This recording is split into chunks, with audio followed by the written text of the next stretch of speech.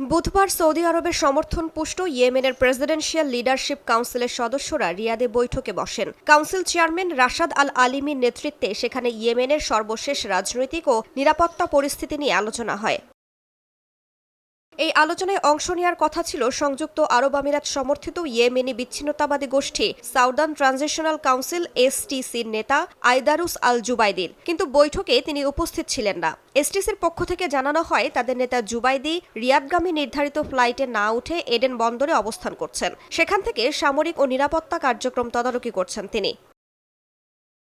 বৃহস্পতিবার সৌদি নেতৃত্বাধীন জোট দাবি করে আল জুবাইদি একটি জাহাজে করে সোমালিল্যান্ডের বেরবেরা বন্দরে পৌঁছান। সেখান থেকে আমিরাতের কর্মকর্তাদের তত্ত্বাবধানে বিমানে সোমালিয়ার রাজধানী মোগাদিসুতে যান। পরে সেই বিমান ওমান সাগরের আকাশে নিজের শনাক্তকরণ ব্যবস্থা বন্ধ করে দেয়। আবুধাবির আল রিফ সামরিক বিমানবন্দরে অবতরণের 10 মিনিট আগে আবারও তা চালু করা হয়।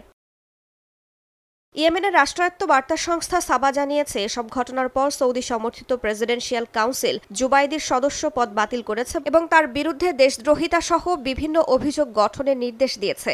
এদিকে জুবাইদির অনুপস্থিতিতে দক্ষিণ ইয়েমেনে নতুন করে সামরিক উত্তেজনা ছড়িয়ে পড়েছে। তার জন্মস্থানে বিমান হামলা চালিয়েছে সৌদি আরব।